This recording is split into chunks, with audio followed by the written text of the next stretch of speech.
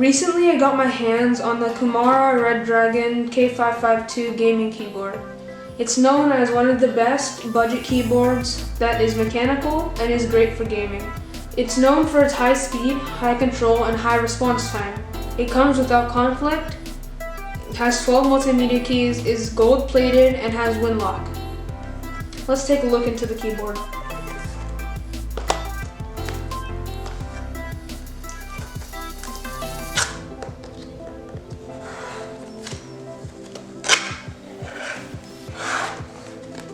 Now, this keyboard comes in bubble wrap, just to make sure no harm comes to it.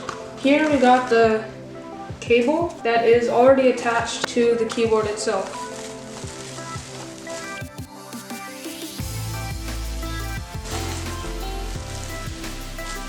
Here is the keyboard itself. The keyboard cable comes with a plastic guard that you can take off. Before we look into the keyboard, let's take a look at the contents inside of it. From the box, we get a keycap remover. We'll take a look at the keycaps as well. Behind the box, we have a bit of a model of the keyboard itself. It looks quite clean. Here are some of the features. Now let's take a look at the keyboard itself.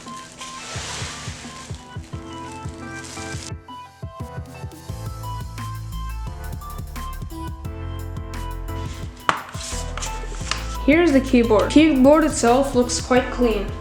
It's quite heavy and it's 10 keyless, so it's compact without the numpad in the side here. So the design looks quite flawless and it looks quite clean on all sides. The back is just as simple.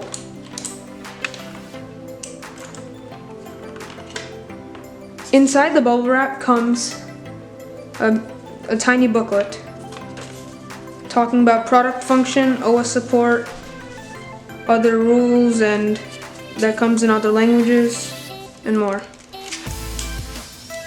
Now, before we plug this thing in, let's take a look at the switches.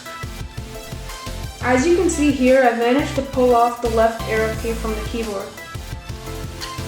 We can see that the key switches here are MX Cherry Blue, and that is the loudest key switches of them all. That explains why this keyboard is pretty satisfying and loud and clappy. I've dimmed the lights a little bit just to get to see the RGB effect in a dark room. The startup looks quite nice. After the startup, we just get a chromatic series with purple, orange, green, red, blue, and red again. Now, we can change the brightness of these RGB effects by holding function and then either the up arrow key to increase the brightness or the down arrow key to decrease it. We can also change the RGB effect itself. If we hold FN and experiment with these keys over here, then that'll change the effects.